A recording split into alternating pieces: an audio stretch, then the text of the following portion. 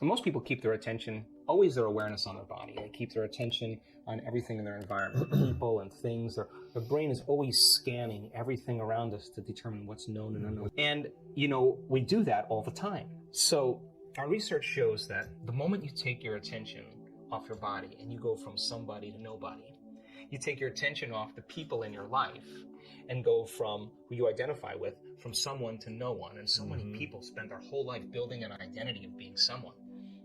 Take your attention off your cell phone, your computer, your car, and go from something to nothing. Take your attention off where you're sitting, where you need to be, someplace you have to go from somewhere to nowhere. And take your attention off time, linear, thinking about the predictable future or the familiar past, and fall into the generous present moment and go from some time to no time. Then all you're left with is consciousness. And that's the moment where you're no longer playing by the same rules of matter to matter. And there's a very elegant moment that takes place in the brain. In fact, it's a formula. Just like you doing sports, it just becomes a formula. Sure. And then you change the formula and you add to it, right? So when you no longer are identifying with your body, your environment, and time, that's the moment you're pure consciousness. Yes. Awareness that has nothing to do with local space and time. And now, that's when the brain, because the brain doesn't change the brain. It takes a long time. It takes a long time for the personality to change the personality, for the ego to change the ego. The programs to change the programs takes forever. Matter takes a long time to change matter. But when you're in this moment, you're no longer playing by those rules. Consciousness is the phenomenon above matter. In fact, consciousness is beginning to activate or manipulate circuits in the brain. People just think the brain is creating consciousness. No, consciousness is executing the brain, right? Interaction with energy and frequency is causing a part of the brain called the autonomic nervous system, the limbic brain, is resonating in such high frequency. Remember, stress is autonomic dysregulation. This is high amount of autonomic regulation, and every cell in the body is getting informed with more wholeness, more oneness, more love, and the cells emit more coherent light and information, and the person all of a sudden realizes never was outside of them. So the journey back to source, the journey back to oneness, the journey back, everybody gets to, you can be anybody you want to be.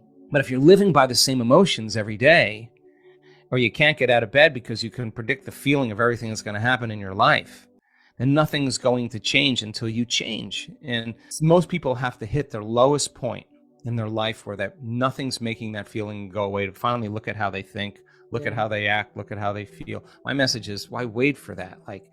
And so what we're discovering is in 7 days, the science that we have is so compelling to show that in 7 days, there will be a host of biological changes that take place in a person's body to actually look like they're living in a new environment, living in a whole new life. Source is pure consciousness. It's the consciousness of everybody, of everyone, of everything, of everywhere, and every time. Yeah, of course. We're a fish in water asking for a drink. We're a sponge sitting in the ocean wondering where's the ocean. It's within us and it's all around us. And we just haven't made the time to be patient enough to actually put our attention on it. And once we become aware of it, it is conscious that it's conscious of us. It's a consciousness of everybody, of everything. You're not separate from it. So then there's subjective consciousness, you and I, there is one source, but in that source there are many. There's one divine, in that divine there are many. There's one God, in that God there are many. Okay, everybody's got a spark of the divine in them. Okay, so that's subjective consciousness. And then there's the objective consciousness. So if you're living in survival, there's better chances of surviving if you run from the unknown. And by the way, when you're living in survival at the infinite potentials in the quantum field, you'll select the worst case scenario in your mind. And you'll begin to emotionally prepare yourself for the worst case scenario because you have better chances of surviving. There you go. If you prepare for the worst, right? There you so go. People spend their whole life thinking about the worst thing and emotionally embracing it. Well, you take a thought and emotion or an image and an emotion, you're branding or conditioning your body into what? Anxiety, into fear. So then you keep doing that over and over again, the body becomes the mind of fear. And Whether you think you can control it or not, you're going to have a panic attack.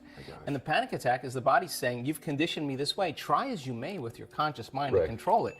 You programmed it subconsciously. Then you start worrying about the next panic attack, and it's that very anticipation. So they don't believe in possibility when they're living in that state, because in survival, it's not a time to create. All the blood flow is going to the hindbrain and away from the forebrain. There's no physiology really for a person to begin to create a new future. So think about it. So then 70% of the time, people in the world are living anticipating the next moment based on their past moment. And so they're laying reality down moment by moment with the next known, the next predictable moment. And so the hormones of stress endorse the senses. Our senses become heightened when we're under stress, and we become materialists. We narrow our focus on the danger. So then you're focusing on matter. You're focusing on the material world. And when you do that, you put all your attention, the arousal of the stress hormones puts all your attention on your body. If you're being chased by T-Rex, you better be paying attention to your body. When people start reaching this moment, my goodness, they're overcoming themselves. And now they're at that perfect place to create. And my definition of creation is when I forget about myself. That's when you're free. So some people can do it because they've practiced it. Other people can't get beyond the addiction of a certain emotion. That means their body is still their mind. So then if you're sitting in a meditation and your body's throwing the kitchen sink at you and saying, Ed, you're a loser, you're never going to change, this is too hard, why don't you quit? And you're aware that that's your body doing that, and you say to your body, we're going to sit here, and we're going to sit in this fire, and I'm going to keep applying the formula, and your brain starts running to all the emails you have to do, and you become aware of that, and you return back to the present moment, and you tell the body it's no longer the mind, that you're the mind. Now your will is getting greater than that program, and there's a liberation of energy. And every time you do that, that's a victory. Sure. You've done it so many times, it makes you feel like you're connected to your future. Well, that's a conditioning as well. If you have the thought of your future and you feel the lack that it's not there, then you're back to the victim, right? But if you can have the thought, and the thought actually produces, just like fear, the thought of something terrible happening in your life creates the feeling of fear, the thought of something wonderful in your life creating the feeling of gratitude. Then when you think about your future, you begin to emotionally condition your body into that future. Now here's the payoff. Thoughts are the electrical charge in the quantum field, and feelings are the magnetic charge in the quantum field.